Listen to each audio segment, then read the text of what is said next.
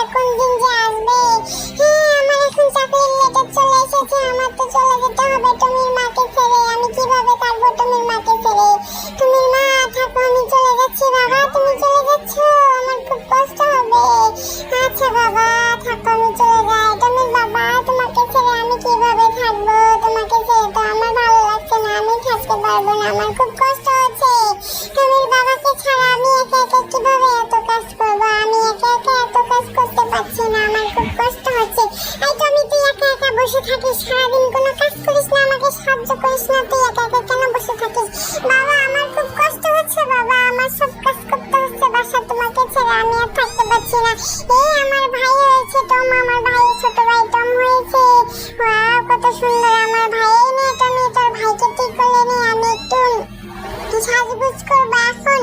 কোলে নিয়ে থাকো কে, আমি আসতেছি। আমি একটু সাজগুজ করে মেকআপ করে দিই, মেকআপ করে আমার বয়ফ্রেন্ডের সাথে আমি একটু দেখা করতে যাবো আজকে। ওয়াও টমির মা তোমাকে তো অনেক সুন্দর লাগছে। ঠিক আছে চলো এখন আমরা হোটেলে গিয়ে বসে আমরা ড্রিঙ্ক করি, আমরা খাবার খাই। ওয়াও কত মজা হচ্ছে।